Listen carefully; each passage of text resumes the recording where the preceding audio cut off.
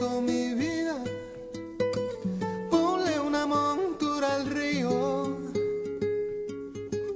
Cabalga y si te da frío te arropas con la piel de las estrellas. De almohada la luna llena mi vida y de sueño el amor mío y una amapola. Muy buenas amigas y amigos, bienvenidos a La Otra Cara.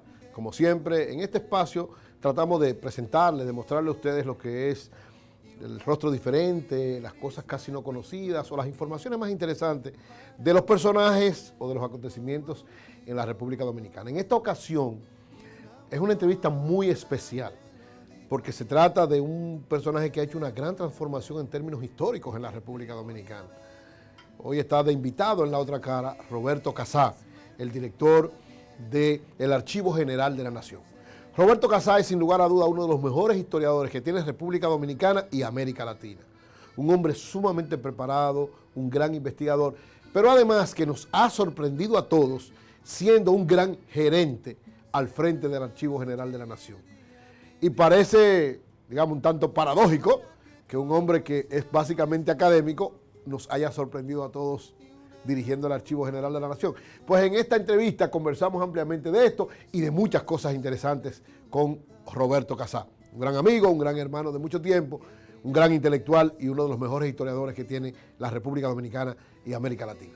Vamos a ver este reportaje sobre Roberto Casá e inmediatamente disfruten esta interesantísima entrevista. Que te voy a ver. Nació en Santo Domingo el 12 de septiembre de 1948. Es un historiador, sociólogo y educador, hijo del matrimonio conformado por el abogado dominicano José Casá Logroño y la española María Bernardo de Quirós. Inició sus estudios primarios en el Colegio Santa Teresita y se graduó de bachiller en el Liceo Manuel Rodríguez Objío. Es licenciado en Historia por la Universidad Autónoma de Santo Domingo. Tiene una maestría en Estudios Latinoamericanos y un doctorado en Sociología, ambos de la Universidad Nacional Autónoma de México. Se inició como docente universitario en el Instituto Tecnológico de Santo Domingo, donde enseñó Historia Social Dominicana e Historia Social Universal desde 1975 hasta 1985.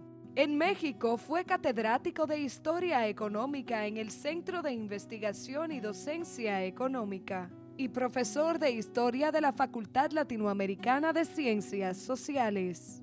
También fue profesor del Departamento de Historia y Antropología de la Universidad Autónoma de Santo Domingo durante más de 2 décadas.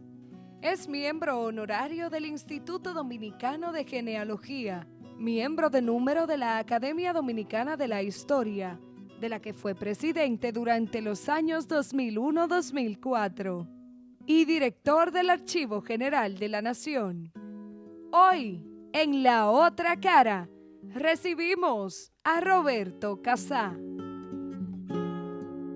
Roberto, todos estamos sorprendidos, todos los que te conocemos de hace un tiempo, que hemos compartido contigo muchas cosas. Yo he compartido incluso desde épocas muy difíciles en la izquierda hasta luego en la universidad. Y nos llamó la atención que tú asumieras la responsabilidad de dirigir el Archivo General de la Nación. Sobre todo porque en un país, tradicionalmente los gobernantes como que no le daban mucha importancia a eso. Y esto parecía más un almacén de muchos libros viejos que no servían para nada. Entonces tú asumir esa responsabilidad. ¿Quién te convence de eso y por qué tú asumes eso? Lo primero es que yo fui un usuario largos años antes de ser tú vivías aquí metido. Claro, yo me pasaba media vida aquí. Yo entraba tempranito y me iba al final de la tarde. A veces me quedaba fuera de horario por dispensas que me daban. O sea que yo conocí bien esta institución y me daba cuenta de que estaba en un proceso de colapso, de destrucción. Sí, era algo gravísimo que estaba sucediendo. A raíz de todo esto, conjuntamente con otros colegas investigadores, entonces tomamos carta en el asunto e iniciamos un proceso de reflexión y de denuncia de lo que estaba sucediendo. nosotros tuvimos el mérito de parar el traslado de este archivo al local donde está hoy día el Ministerio de Agricultura. Hubiera sido la destrucción. Sí, de eso hay documentos que prueban que nosotros hicimos, incluso publicados en la prensa, y eso se paró. Pero eso hubiera sido algo horroroso, porque ya de hecho aquí hubo movimientos dentro del propio local de Legajo que hasta hoy día han sido irreparables, porque desorganizaron documentaciones que antes de un lugar a otro, entonces hubo de todo, ahí hubo de todo. Solo hay que ver la foto de lo que era esta institución cuando llegamos en octubre de 2004. Esto era un desorden, algo indigno, que estaba poniendo en peligro la documentación valiosísima que existe aquí y que hacía inviable cualquier trabajo. Digo, tú venías, encontrabas datos, pero si tú buscabas esos mismos datos después, no aparecían. ¿Alguien se lo llevaba? Yo no sé si se lo llevaban y no lo puedo decir desde ¿Pero hoy, desaparecían? pero no aparecían a menudo, no siempre, pero a menudo tú decías el mismo Legajo, el número tal, y no estaba lo que tú estabas buscando. O sea que había un estado sumamente preocupante y la Academia de la Historia se hizo eco al fin de esta denuncia de varios historiadores, algunos de los cuales eran miembros de la Academia, como en mi caso, que ya entré precisamente en esa época, y la Academia se hizo eco de esto y el doctor Leonel Fernández, al volver a la presidencia de la República en 2004, decidió tomar en cuenta la protesta de la Academia. No la tomó en cuenta en el primer gobierno por razones, a mi modo de ver, políticas, por lo que yo pude enterarme después, pero en 2004 él tuvo la resolución clara de que se procediera a una reorganización. En la Academia de la Historia, ningún miembro de la Academia quería ser director del archivo. Ninguno. Ninguno. De miembro de la Academia, ninguno. Hubo un candidato que no pasó por razones que no vienen al caso y no tienen ninguna importancia. Entonces llegó el momento en que el presidente de la Academia y el miembro de número, el presidente era José Checheco y el miembro de número, que era Raimundo González, que se habían encargado del tema, que estaban dándole seguimiento al tema, me dijeron que si yo no aceptaba, se iba a caer todo porque nadie quería. Yo le dije a ellos dos que aceptaran, a los dos, le dije, acepten ustedes que va a tener el apoyo mío personal de participación. No estaban en disposición. Finalmente me pusieron en esta situación. Raimundo aceptó ser subdirector. Él decía que sí, subdirector sí, no director, y yo entiendo las razones de Raimundo, no lo estoy criticando, sino narrando una situación exacta que se presentó. Yo acepté el cargo por un año. ¿Por un año? Un año. Esa fue la condición que tú pusiste. Y una de las condiciones. Yo puse varias condiciones por escrito. ¿Cuáles condiciones? Que hubiera recursos. Esa es una, que un año nada más. Un año nada más, que no hubiese ninguna interferencia política, que yo gozara de la autonomía necesaria para poder hacer lo que había que hacer y que es decir, que los compañeritos no se metieran. Que no se metiera nadie. O sea, yo le dije en la primera visita que hizo el doctor Leonel Fernández aquí, mire, presidente, aquí el presidente soy yo. Se lo dije así mismo y a él le gustó. No, él lo entendió. O sea, de que yo no iba a aceptar que nadie se metiera, porque hubo intentos, por supuesto, como es lógico en nuestro país, y yo, claro, no acepté ninguna interferencia de ese género, y debo subrayar que tuve el apoyo total, incondicional del presidente Fernández. Gracias a ese apoyo que se manifestó en la disposición de que no se interfiriera en el trabajo y de que si llegaran los fondos necesarios es que se pudo trabajar. De manera que en buena medida, en gran medida, las realizaciones hechas en el archivo son fruto del personal del archivo, no mías, sino del personal del archivo. Pero gracias al apoyo radical que tuvo el presidente Fernández a esta gestión. Entonces, en función de eso, yo pospuse la renuncia dándome cuenta que con ese apoyo había que hacer una labor de más tiempo. Cuando llegó el tiempo en que yo entendía que ya mi tarea había concluido, yo presenté renuncia por escrito. Yo he renunciado 3 años después. 13 años. ¿Tú has renunciado 3 veces? Yo he renunciado 3 veces. Sí. ¿A Danilo tú le renunciaste Sí, también? sí, cómo no. Y Danilo lo que me dijo, sencillamente usted tiene que quedarse en el cargo. Y ya, ese fue el ucase presidencial. ¿Y Me te ha tengo que apoyado quedar. Danilo como te Sí, apoyó sí, Leonel sí. también? Bueno, ha sido distinto porque no hacía falta ese apoyo extraordinario. Ok. Leonel Fernández designó al vicepresidente de la República como enlace entre nosotros dos, lo cual A era Rafael Alburquerque. a Rafael Alburquerque, lo cual era una manifestación de un apoyo excepcional que desde luego yo le estoy agradecido por el resto de mi vida. Entonces, bueno, se hizo el trabajo, yo presento renuncia, pero evidentemente el presidente Fernández decidió no recibirme para yo hacerle entrega de la copia Usted de la se queda ahí. renuncia. Sí, sí, incluso tengo entendido, y lo puedo decir con claridad, no lo he hablado con él luego de manera taxativa, pero de que él se enfadó, de que él considera que yo no tenía derecho a renunciar. Lo cierto es que finalmente él me hizo saber que terminara el periodo de gobierno. Exacto. Vino el nuevo periodo de gobierno, de nuevo no me recibía. Lo cierto es que yo soy un esclavo hasta el día de hoy de esta institución y que, bueno, he asumido todas las consecuencias de esto, porque yo puedo decir que me he dedicado a contribuir en la medida de mis posibilidades, de mi capacidad y de mi capacidad física a este trabajo. Bueno, Jorge Luis Borges se identifica como el director histórico de la Biblioteca Nacional de Argentina y por más que renunciaba, nadie se lo aceptaba, lo mismo va a pasar contigo aquí. Bueno, no, yo espero a que pronto me acepten la renuncia. De que ya ¿Cuál ha sido la mayor transformación que tú has hecho aquí? ¿Qué es lo que ha logrado convertirse hoy en Archivo General de la Nación? En hacerlo un verdadero archivo. Antes, en la época de Trujillo, fue un archivo. Fue un archivo en términos muy tradicionales y primitivos, pero era un archivo, porque en el régimen de Trujillo había una concepción de la archivística que luego de caído Trujillo se deshace sola. Nadie emprendió una ofensiva, sino desinterés de los gobiernos sucesivos, indiferencia. A Balaguer no le interesó nada. Nada. Nunca se planteó dar un respaldo. No creía en esto. Esto no es una constatación política, no tengo nada en Ni ese los gobiernos sentido. del PRD tampoco. Tampoco, no, nada. Nombraron a una persona que intentó hacer cosas, pero sin un apoyo real. Entonces, en definitiva, no se hacía nada, o muy poco. Es decir, cosas a veces puntuales que no detenían el proceso de deterioro que era ya extremadamente grave. ¿Por qué hoy esto es un archivo de verdad? Porque se aplicaron los criterios archivísticos modernos gracias a la incorporación de personas dispuestas a trabajar y con los conocimientos necesarios.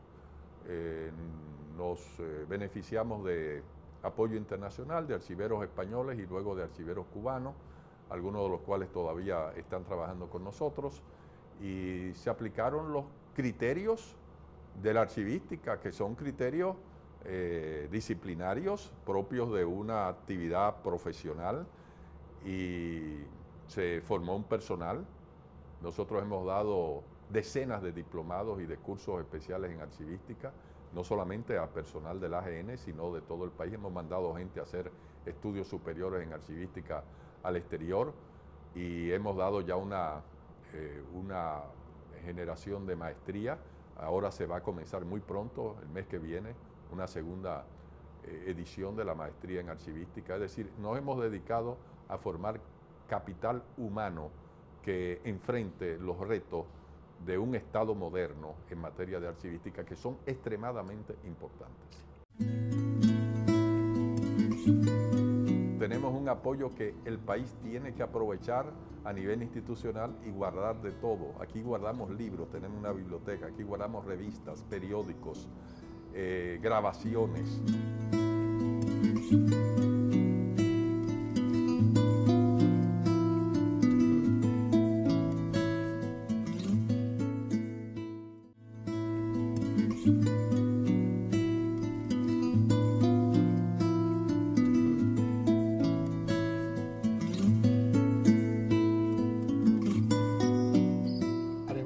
¿Ha sido reconocido? ¿Se ha evaluado esto? ¿Ha buscado ayuda también internacional?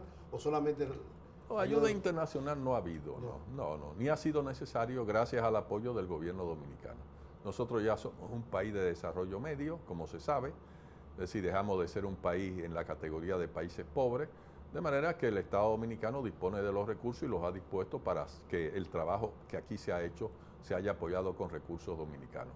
Pero sí, lo que sí debo consignar y reafirmar, Eury, es el apoyo que tuvimos de archiveros de otros países. A los pocos días de yo tomar la dirección del archivo, ya logramos, desde que tuvimos los primeros fondos que nos destinó directamente de la Presidencia de la República, del Ministerio de la Presidencia, el doctor Leonel Fernández, pudimos invitar al subdirector del Archivo General de la Nación de Venezuela. Y ya poco a poco fuimos estableciendo lazos con otras instituciones que nos sirvieron de manera decisiva para poder arrancar en una concepción de rehabilitación y de desarrollo en todos los planos como se ha logrado aquí. ¿Qué ha sido lo más difícil en esto? Ya tú tienes del 2004, 14 años tú tienes Casi aquí. 14 ¿Ya años. tú eres dueño de esto? 13 y medio. En agosto cumple No, 14. bueno, Casi en dueño. el Estado nadie es dueño. No, digo tú lo dueño sabes. afectivo, quiero decir. Bueno, sí, Afectivo, es parte de mi vida, como de otros colegas, de muchos otros ¿Qué ha colegas. sido lo más difícil, Roberto? Porque no es fácil bregar con esto. Y más, hay gente que no entiende a veces que esto es importante. Lo más difícil ha sido hacer eficiente el trabajo, lograr el estándar de eficiencia necesario, por razones de idiosincrasia nacional y de la novedad que implica la tarea, que implicó, ya no lo es. Okay, ya es más fácil. Bien, ¿quién sabía en este país qué es una tabla archivística? No lo sabía nadie. Yo era el primero que no tenía idea de eso y yo me había pasado muchos años aquí trabajando, pero encontrábamos los documentos de otra manera.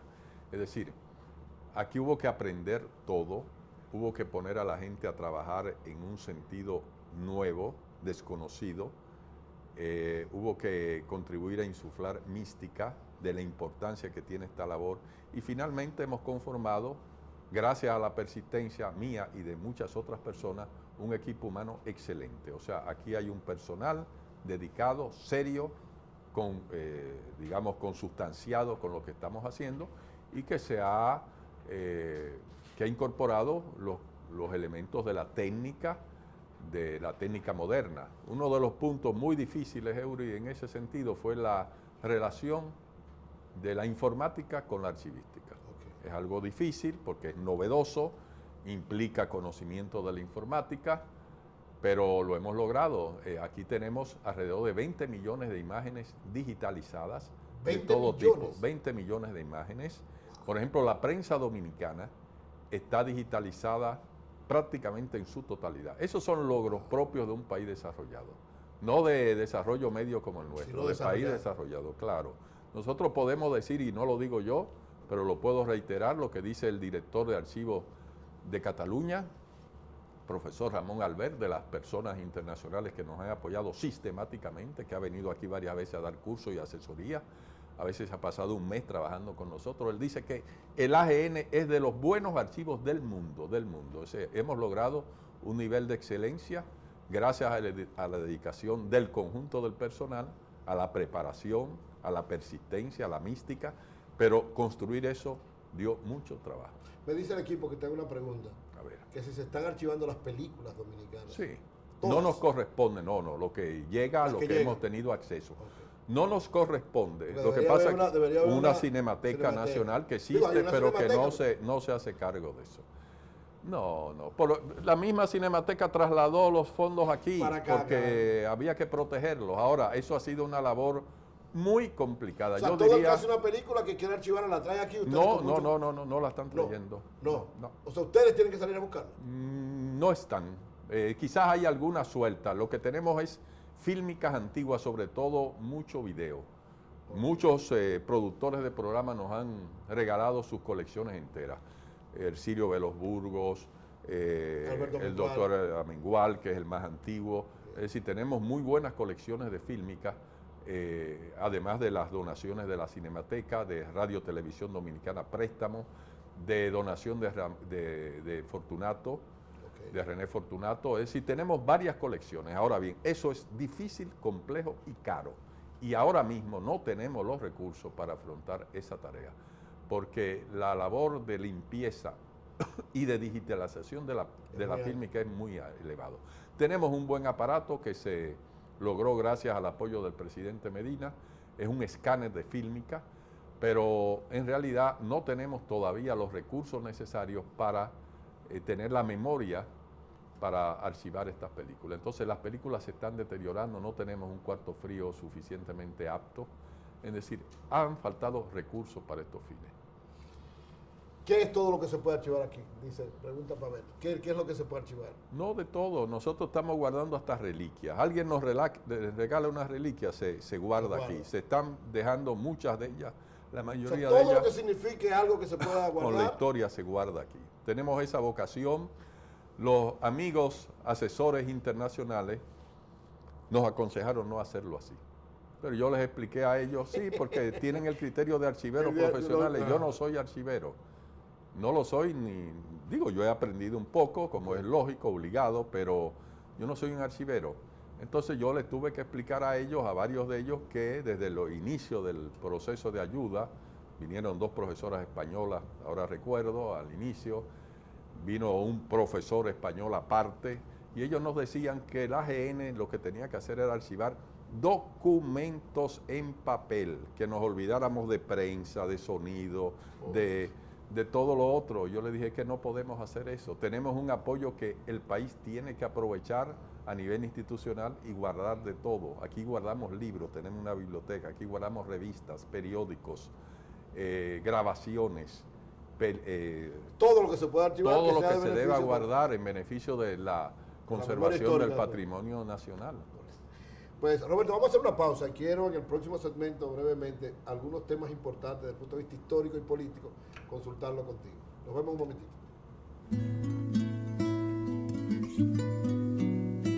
Se deben mejorar mucho los contenidos, se deben replantear los programas de estudio, se deben incorporar nuevos mecanismos técnicos de difusión, de reflexión pedagógica, de manera que el aprendizaje de la historia no sea una labor mecánica, como a menudo, por desgracia, es entre la generalidad de los estudiantes, sino que se transforme en un instrumento de vida, un instrumento de ubicación del sujeto en sus circunstancias históricas y un instrumento práctico de acción.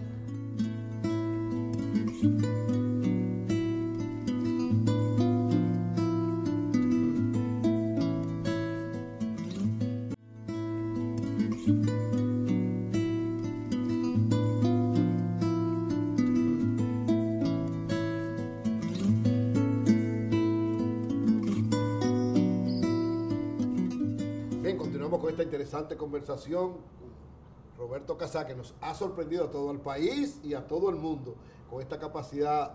Ya tú dices que no eres un archivero, pero has dirigido el Archivo Nacional de la Nación mejor que cualquiera. Gracias. Roberto, ¿cuál es el documento más antiguo que ustedes tienen aquí archivado? El acta de fundación de la ciudad de Vallaguana en 1606, a raíz de las devastaciones de Osorio. Ese es el documento que está presente en este archivo de las colecciones tradicionales. Luego aparecieron unos documentos de carácter misterioso. No se sabe por qué entraron a la AGN, pero están ahí. Yo por eso no los tomo en cuenta igual, que hay documentos del siglo XVI. Pero en realidad nuestras series comienzan con los documentos de las villas del Este, en 1606, a raíz de las devastaciones. Sí. Ya del Ceibo, además de Higüey, que tampoco fue fundada, pero de Vallaguana y de Monte Plata. Monte Plata son posteriores, pero de Vallaguana comienza en 1606 y luego las otras villas del Este igual. Tenemos documentos muy antiguos. ¿Por qué no hay documentos previos? Porque el clima, las condiciones desfavorables, tienden a destruir mucho los documentos en nuestro país. Eso es de los grandes problemas de la archivística dominicana, las condiciones adversas de humedad, de calor y de ataque de plagas y de enfermedades, de hongos por motivo de humedad. Y es verdad que tú tienes aquí 40 kilómetros de documentos. 40 kilómetros. O sea, si lo pusiéramos uno al lado de otro, tuviera 40 kilómetros. 40 kilómetros de estantería, hay aproximadamente. O sea, de aquí a la Romana. Correcto, de una estantería lineal, sí, claro. Una parte están en el archivo intermedio de Jaina, por ejemplo, los documentos que se pudieron rescatar del CEA, del Consejo Estatal del Azúcar, esos están en Jaina porque ya no cabían aquí.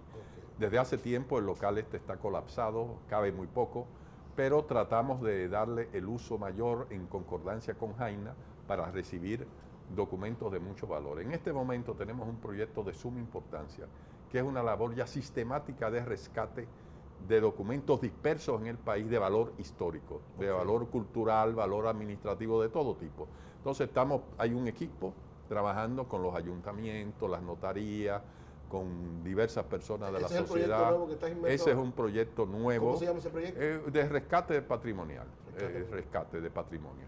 Entonces ese es un proyecto que va a permitir que muchas cosas dispersas que no se conocen porque las tienen instituciones aisladas, ahora las copiemos y estén también al servicio de toda la ciudadanía en un lugar mucho más fácil de consultar y de luego con todos los componentes tecnológicos que tenemos que permiten la ubicación de estos materiales en nuestra red, en nuestro sitio, el servidor de la web. Antes de que pasemos a otro tema, ¿cuál plan específico, aparte de ese, tienes tú? Bueno, hay muchos planes siempre, o sea, aquí no se para de trabajar. Aquí además debo decir que la marca de distinción del AGN, que nos distingue a nivel mundial, es que es una institución que tiene vocación básica de labor cultural, de difusión.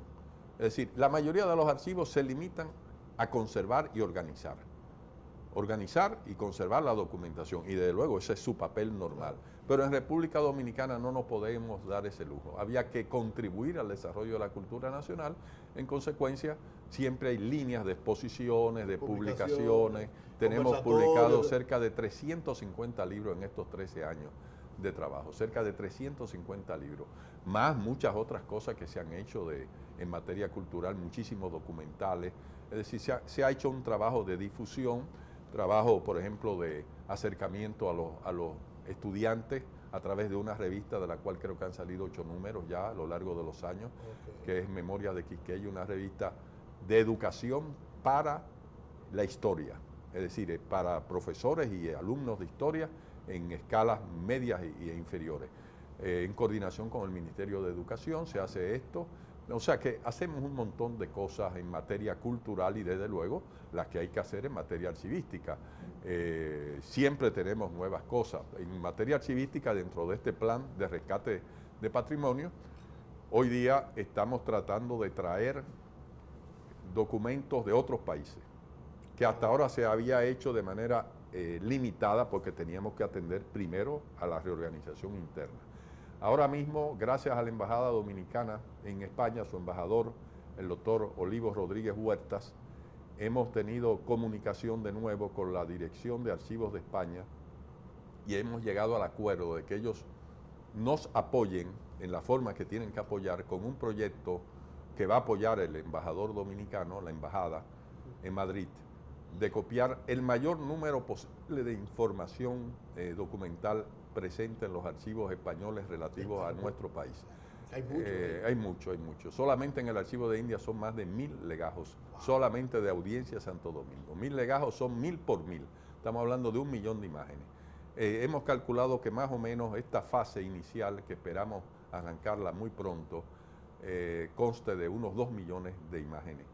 Y entonces tenemos también proyectos de menos envergadura, porque no tenemos los apoyos suficientes todavía para estos fines, de copias en Estados Unidos, en Gran Bretaña, Francia y en otros países ya de menos importancia, pero que pueden dar sorpresas interesantes. Recibimos de la Academia de la Historia dos colaboraciones en ese sentido. Bernardo Vega, siendo presidente de la Academia, se acercó a nosotros para que su colección de documentos de Estados Unidos se digitalizara y efectivamente se tuvo el apoyo para que esta colección esté aquí disponible a todo el público de documentos diplomáticos estadounidenses. Pero luego la Academia de la Historia gestionó, creo que con la Casa Vicini, un apoyo para la digitalización de más materiales ya disponibles en los archivos norteamericanos, y copia de esto está también en el AGN y en nuestros servidores. De manera que ya se está haciendo un trabajo de rescate de patrimonio en el exterior que esperamos seguir después de España en otros países. Qué bien, qué bueno.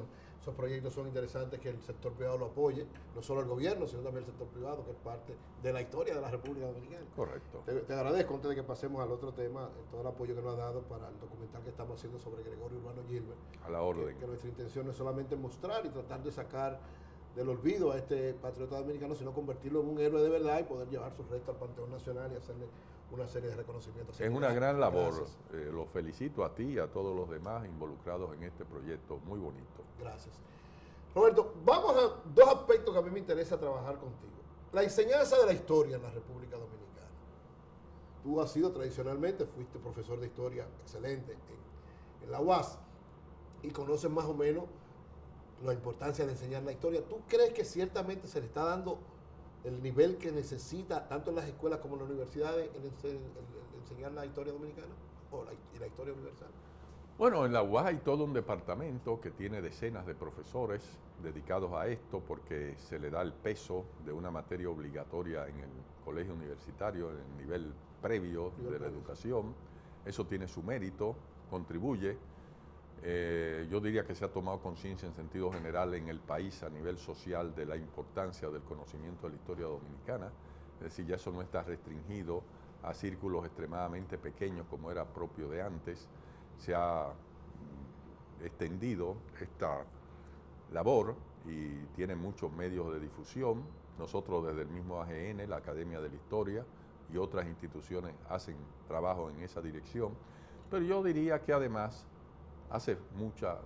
todavía falta mucho por hacer. Se deben mejorar mucho los contenidos, se deben replantear los programas de estudio, se deben incorporar nuevos mecanismos técnicos de difusión, de reflexión pedagógica, de manera que el aprendizaje de la historia no sea una labor mecánica, como a menudo, por desgracia, es entre la generalidad de los estudiantes, sino que se transforme en un instrumento de vida, un instrumento de ubicación del sujeto en sus circunstancias históricas y un instrumento práctico de acción. Es difícil, pero nosotros en el AGN tratamos de contribuir a objetivos de ese género en actividades como la que te reseñé de esta revista Memorias de Quisqueya, en talleres pedagógicos que tenemos, en una feria del libro que hacemos todos los años del libro de historia dominicana.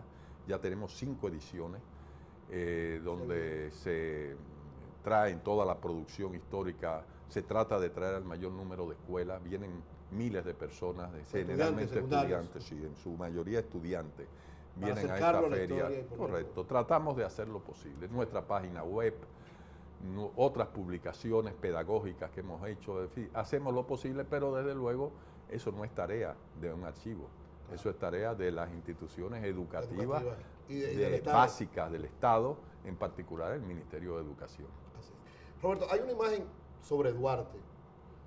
Algunos historiadores, aunque ya a una escala muy menor, pero todavía siguen preguntándose y cuestionando la imagen de Duarte, porque aunque él fue el ideólogo y el creador, el estar 20 años en el exilio, el no haber sido, según ellos, un hombre de tanta acción, lleva a presentar una imagen, digamos, distorsionada de ese Duarte. ¿Cómo tú valoras a Duarte como creador de la nacionalidad y cómo explicar estas situaciones posteriores que se dieron con él? Bueno, yo creo que no hay que ponderar los méritos de Duarte. Mi visión es clara en ese sentido. La he tenido además siempre desde que empecé a leer a José Gabriel García, que es el gran rehabilitador de Duarte.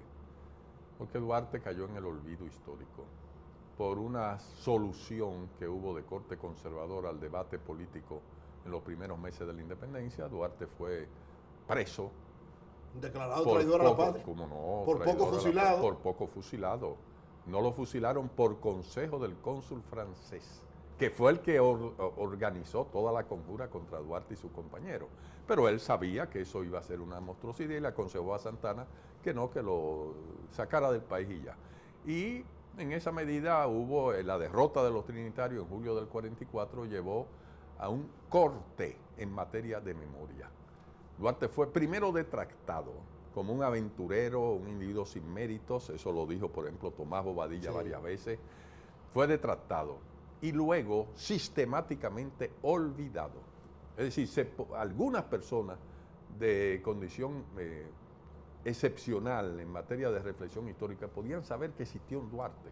Eso lo dice Manuel Rodríguez Ojío, que incluso participó en la expedición de Duarte en el 64 desde Venezuela, pero que no le da méritos a Duarte, ni siquiera a Rodríguez Ojío. Digo, reconoce tal, pero para Rodríguez Ojío el padre de la patria es Francisco de Rosario Sánchez, porque la memoria de Duarte se interrumpió. Duarte tuvo participación en esto porque él decidió aislarse. ¿Por qué se aisló a mi juicio? Porque él decidió no negociar en política. Duarte no iba a participar en una acción política contraria a sus principios.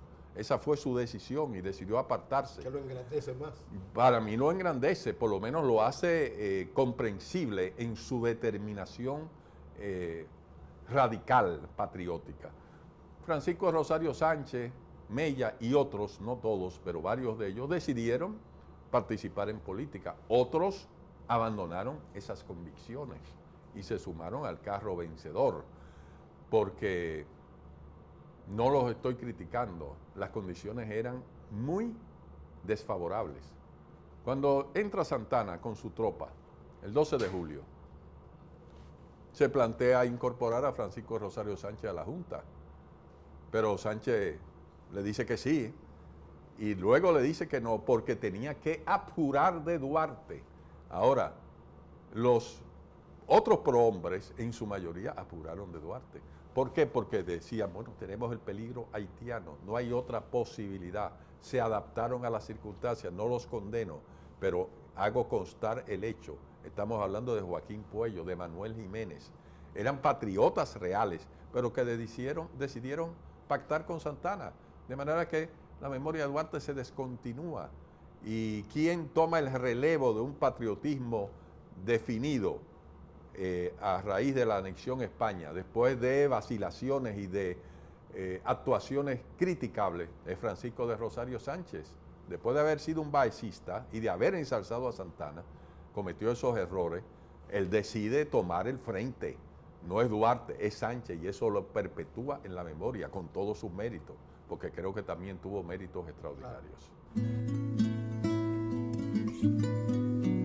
Traidor, no era un traidor. Digo, era un déspota, pero traidor no.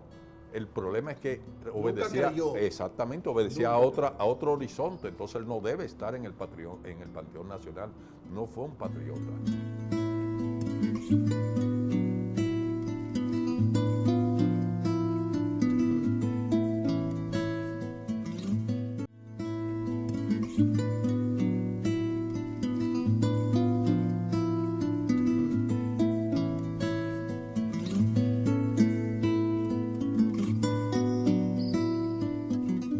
Ese hecho de cuando Duarte se entera que anexan el país y entonces, a pesar de que está en el exilio, como tú dices, para no contaminarse, pero decide venir.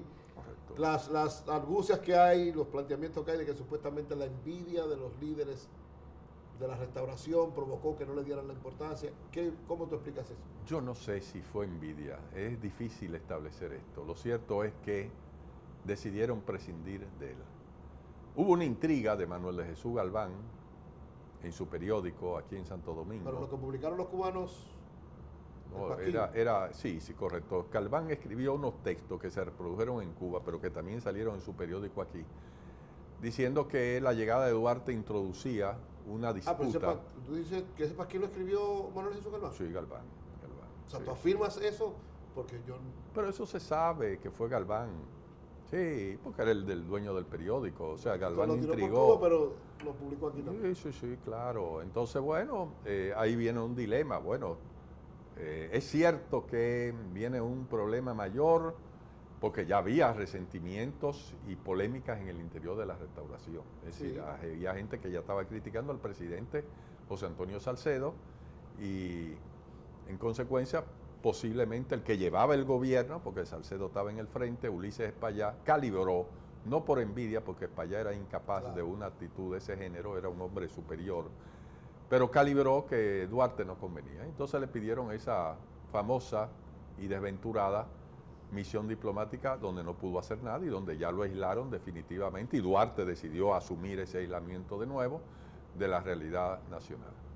La triada de los padres de la patria.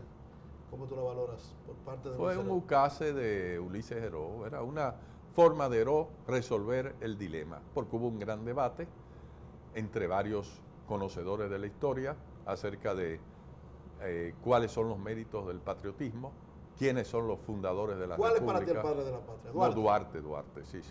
Yo ahí estoy completamente de acuerdo con el punto de vista de García y de otros historiadores de la época, pero donde el mérito principal corresponde a García. Las polémicas fueron sobre todo dos, o tres. Una polémica que le atribuía a Santana la primacía, que la defiende Manuel de Jesús Galván en artículos no firmados, al igual que los que le respondió García en artículos no firmados. Ahí se arma una polémica que da decenas de artículos donde se debate ese problema. Entonces ya había una carga, Santana versus Duarte, porque ya se estaba rescatando a Duarte. Pero esa polémica ya luego tiene un tinte de si es el sector conservador, ya no Santana, o el sector liberal de los muchachos, los que tienen el mayor mérito en la cuestión. Entonces viene un libro de Rafael Abreu Licairac, que no defiende a Santana necesariamente o en todo, pero que sí dice la independencia es producto de las personas responsables, de edad, de experiencia, los otros eran gente que no tienen ese protagonismo. Entonces de nuevo viene una polémica que la asume en ese momento Mariano Sestero, que publica su libro en 1900, inmediatamente después de la muerte de Heró. Era un proscrito, estaba casi en prisión domiciliaria en el país, era un prócer. Entonces publica el libro. Entonces hay una carga de polémicas. Y la tercera polémica es la de Sánchez, que es Juan Francisco Sánchez, hijo de Sánchez, ministro de Heró, claro, fue un alto funcionario de algunas administraciones del Estado, incluso fue colaborador de la intervención militar de 1916, gobernador de la provincia de Santo Domingo, sí como no. Entonces, sí como no, era un pro-yanqui, sí, de esta gente, y fue el cerebro gris del gobierno de Morales Languasco, claro, y por eso los boracistas lo agredieron y lo sacaron de circulación. Es decir, no tuvo la actuación más feliz como su padre. Pero él, claro, por razones familiares, en este país hay un síndrome de historiografía familiar, entonces defendió el criterio de que Duarte era el único padre de la patria. En medio de esa polémica, Heró tuvo que tomar partido. Heró venía del liberalismo, pero posiblemente nunca fue un liberal. Él no creía en eso, era un hombre de pelea, de una inteligencia extraordinaria, que sabía con quién debía contar. Su punto de partida, el liberalismo, era un lugarteniente de Luperón, después de la muerte de Severo Gómez. Severo Gómez muere en el 71 en la expedición en la línea noroeste, muere en combate, y ahí Luperón prácticamente le da esa función de brazo derecho a Heró, que era un individuo de gran inteligencia y de una capacidad extraordinaria en materia de combate. Era un guerrero y un implacable, en lo cual Luperón cometió el error de no fijarse, de que ya desde entonces era un malhechor y un asesino. Desde entonces lo era. Pero claro, finalmente Heró valoraba su pasado, tenía que valorarlo. Entonces, él no podía reconocer a Santana. Heró estuvo en un cantón de la Restauración como un muchacho, pero estaba ahí. Claro. Tenía creo que 16 años. Nació en el 45. Entonces, era muy jovencito. No tenía participación, pero ese era su origen. Entonces, claro, él tuvo que inclinarse en contra de Santana por razones de conveniencia en su origen y de respeto a los intelectuales que propugnaban por Duarte. Heró era sumamente hábil y él mostraba obsequiosidad a los intelectuales. Por ejemplo, a Francisco Boró le decía que cogiera la presidencia en el momento que quisiera. Eso se lo dijo en cartas. Desde luego, era un gancho, pero no un gancho de mala intención, era una galantería. Para tenerlo a su lado. Claro, para neutralizarlo. Entonces, Heró tenía la astucia y el talento de reconocer los valores de los intelectuales que estaban a favor de Duarte. Cada vez que él necesitaba una información, una consulta, él lo que procediera a buscar a José Gabriel García para que le explicara. Todo eso era simulado, pero era una manifestación de respeto. Entonces, bueno, para compensar la cuestión con el hijo de Sánchez y con los sanchistas, que fueron varios, entonces Pone pone a a Sánchez Sánchez y a Mella lo incorpora. Yo no sé bien por qué. Como para que no haya Para tanto problema equilibrar. entre todos. Porque algunos, por ejemplo, Mariano Cestero, a diferencia de García, reconoce una dualidad. Duarte y Sánchez. García es Sánchez. Duarte. Mariano Cestero, Duarte y Sánchez. Entonces Heró le mete un tercero desde antes de ese del conocimiento. ¿No? Sí. Claro. Entonces ya creó una trilogía muy poco discutible. La gran discusión seguía siendo que se había desmeritado a Santana, pero Heró estaba claro de que no podía él hacer un reconocimiento expreso a Pedro Santana. Santana debe estar en el Panteón Nacional. No, claro que no. Santana no era un patriota.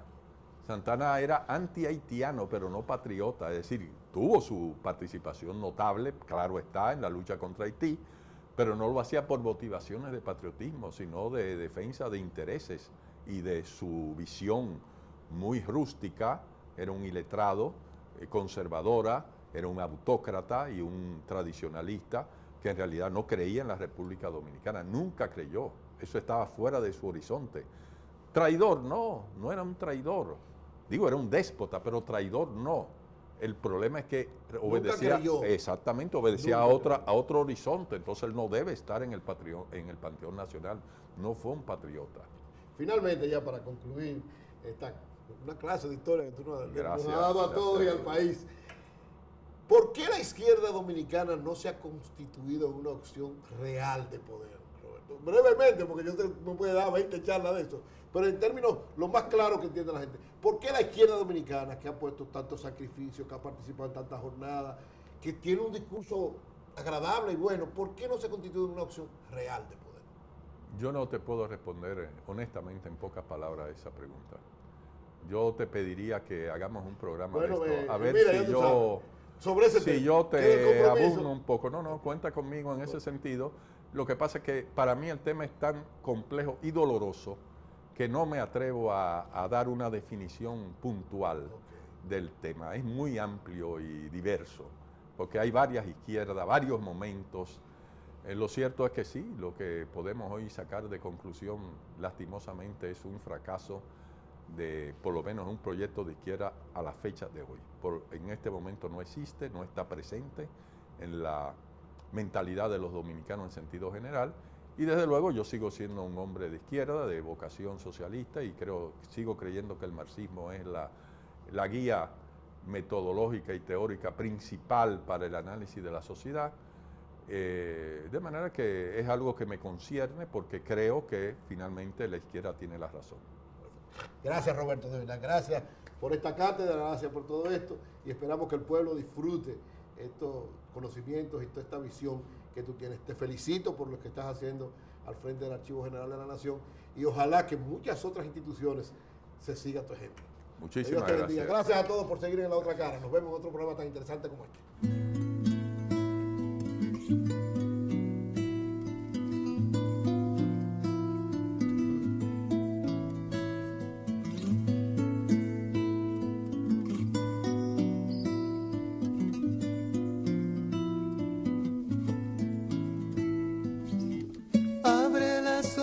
Del viento, mi vida, ponle una montura al río,